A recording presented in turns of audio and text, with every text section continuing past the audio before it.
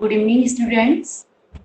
हम आज अपनी वीडियो के द्वारा ही मैं आप लोगों को पढ़ा रही हूँ, जिससे आपकी समझ में भी अच्छे से आएगा। तो जैसे व्यवस्था बैठी है मैं वैसे ही आपको पढ़ा रही हूँ। तो हम अपना जो नेक्स्ट अपनी जो साखी थी वो देख रहे हैं आप। वो साखी देखिए, साखी है आपकी, यहाँ तक तो आपकी हो गई थी। नेक्स्ट है आपकी, ऊंचे कुल का जन्मिया जे करनी ऊंच न होई, सुवर्ण कलश सुरा भरा साधु निंदा सोई। देखिए साखी के अंदर कबीरदास जी ने जो यहाँ बात बताई है वो क्या बताई है कि मनुष्य का केवल ऊंचे कुल में जन्म लेने से ही, मनुष्य का केवल ऊंचे कुल में जन्म लेने से ही उसके सारे मनोरथ सिद्ध नहीं होते। मैंने शायद ये कहावत क्लास में भी बोली है, और अभी भी मैं आपको बता रही हूँ कि पूत कपूत का धन संचय, पूत सपूत तो का धन संचय। कि यानी बच्चे अच्छे पैदा हुए हैं तो उनके लिए फिर संचयन करने की, पूंजी को इकट्ठा करके रखे जाने की कोई जरूरत नहीं होती है, क्योंकि यदि बच्चे अच्छे होते हैं तो वे अपने आप ही अपने कर्मों से बहुत कुछ इकट्ठा कर लेते हैं। और यदि बच्चे बिगड़ गए तो वो जितना भी आप संचय करके जाओगे ना, तो वो संचय करी हुई पूंजी को भी बर्बाद कर डालेंगे। तो उनके लिए संचय करके जाने की भी कोई जरूरत नहीं होती है। तो उसी प्रकार से यहाँ कबीरदास जी ने इस साखी के अंदर समझाने की कोशिश करी है कि मनुष्य का क्या लिख रहा है, ऊंचे कुल का जन्मिया जे करनी ऊंच ना हो।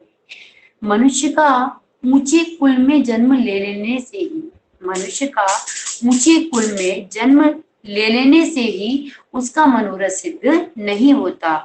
यदि मनुष्य के कर्म करनी, करनी क्या होता है, कर्म, यदि मनुष्य के कर्म नीच हैं तो उसका ऊंचे कुल में जन्म लेने से उसका मनोरथ सिद्ध नहीं होता है।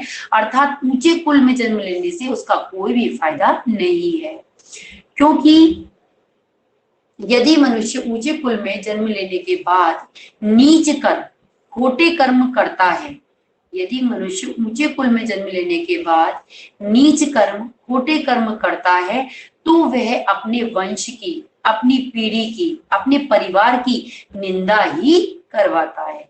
पहले मैंने आपको इस पंक्ति को बताया, फिर इसका मतलब बताया है। अब देखिए नीचे दिख रहा है, सुबरन कलश सुरा भरा साधु निंदा सोई। कबीरदास जी कह रहे हैं बेटा, यहाँ जो बता रहे हैं वो सुबरन होता है सोना, सुबरन होता है सोना, कलश होता है कलश, सुरा होती है मदिरा, मदिरा होती है शराब, ठीक है।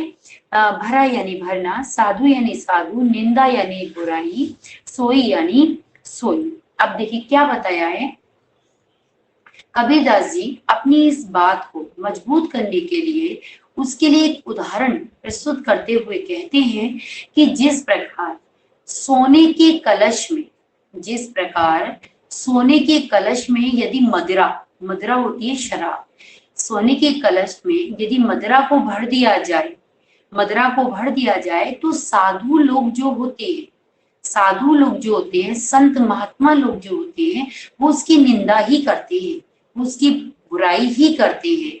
चाहे कलश कितना भी, चाहे कलश कितना भी मतलब उसके कीमती हो, चाहे कलश कितना भी महंगा हो, कितना भी कीमती हो, चाहे वह मूल्यवान धातु से बना हुआ हो, मूल्यवान धातु है, सोना कोई यूं ही तो पड़ा मिल नहीं रहा। तो कहने का मतलब है क्योंकि उसके अंदर क्या भरी हुई है, मदिरा भरी हुई है। सोने के कलश में यदि मदिरा भरी हुई हो, शराब भरी हुई हो, तो साधु संत जन जो हैं उसकी बुराई ही करते हैं, चाहे वह कितनी भी मूल्यवान धातु का बना हुआ हो, चाहे कितना भी कीमती और महंगा हो, क्योंकि उसके अंदर मदिरा यानी शराब भरी हुई है। उसी प्रकार चाहे व्यक्ति कितने भी लखपति करोड़पति परिवार के अंदर जन्म लिया है, सोने के कलश के समान, चाहे व्यक्ति कितना भी ऊंचे बड़े परिवार में जन्म लिया है, लेकिन यदि उसके कर्म खोटे हैं, कर्म नीच हैं, यानी सोने के कलश की मदिरा के समान, यदि उसके कर्म नीच हैं तो उसके परिवार की क्या कहा है, करनी उचित, तो उसके परिवार की ये जो समाज है वो निंदा ही करता है, बुराई ही करता है, अर्थात समाज में वह व्यक्ति कभी भी श्रेष्ठ व्यक्ति नहीं कहलाता है। समझ में आ गया होगा आपके में।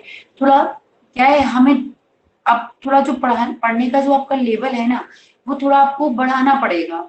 हमें 8th क्लास की तरह से नहीं है कि जो मतलब हम नॉर्मल 2-2 पंक्तियों में बोल दें उस चीज को, क्योंकि पंक्तियां कहती कुछ है और समझाना कुछ चाहती हैं। शब्द अपने पास में कुछ होते हैं, शब्द बताना कुछ और चाहते हैं। तो वही हमें उसी तरीके से समझना है कि एक सोने की घड़ी का एग्जाम्पल लेकर के हम इंसानों को सुधारने की कोशिश यहाँ पर कबीरदास जी ने की है। ठीक है, अब आपका नेक्स्ट जो शब्द है वो आपकी ये वीडियो आपकी बड़ी हो जाएगी, तो मैं इसे यहाँ एंड कर रही हूँ, एक वीडियो और बना देती हूँ, तो फिर उसे आप सुन लीजिएगा। ठीक है, इसे मैं अभी आप ऑफ कर रही हूँ।